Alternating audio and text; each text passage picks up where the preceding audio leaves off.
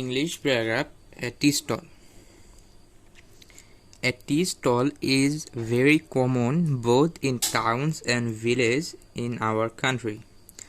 অর্থাৎ একটি চায়ের দোকান খুবই কমন আমাদের দেশে, শহর এবং গ্রামে। It usually sits at the crowded place. অর্থাৎ এটা সাধারণত জনবহুলপূর্ণ এলাকাতে বসে।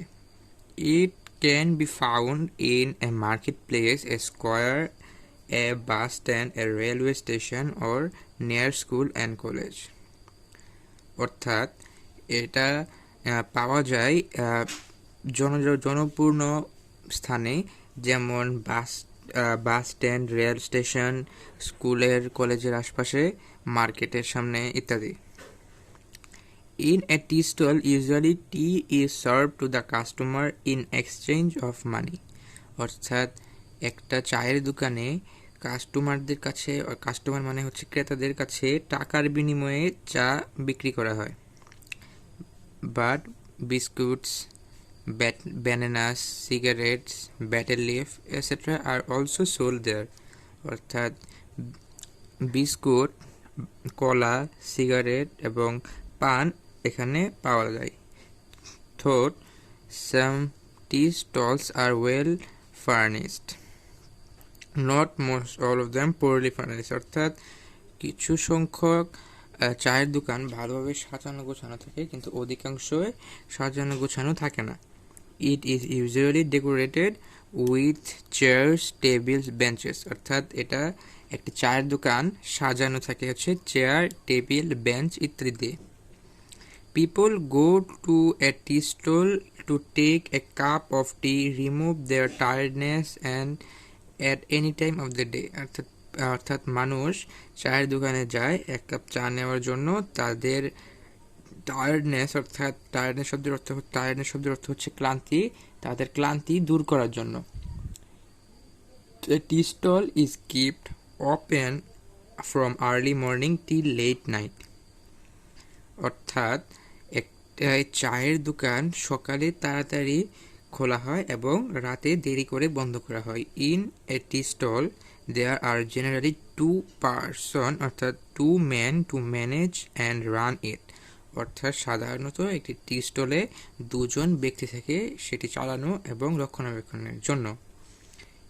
One is the grow up man who prepare tea and takes the bill from the customer, and the other is a young boy who serve tea, biscuit, etc. to the customer. অর্থাৎ একজন চা বানায় এবং কাস্টমারদের কাছে বিল রাখে, অর্থাৎ customer যে খাইছে সেটা টাকা দিয়ে যে রাখে, মানে ম্যানেজ যেটাকে বলে, এবং অন্যজন হচ্ছে একটি যুবক যে বিস্কিট বা চা কাস্টমার অর্থাৎ ক্রেতাদের কাছে পৌঁছে দেয়। Sometimes people come to a tea stall in group and raise room over a cup. অর্থাৎ raise room over a cup. Raise room over a cup মানে হচ্ছে তুচ্ছ বিষয় নিয়ে তুমুল বিতর্ক। অর্থাৎ কিছু মানুষ অনেক সময় কিছু মানুষ এখানে আসে তুচ্ছ বিষয় নিয়ে বিতর্ক করে চা খেতে। They discuss about politics, daily affairs, familiar issues, and what not. অর্থাৎ তারা ডিসকাস করে, অর্থাৎ তারা একে অপরের সাথে আলোচনা করে রাজনীতি, দৈনন্দিন কর্মকাণ্ড, তারপরে আছে হচ্ছে পারিবারিক বিষয় এবং কি না।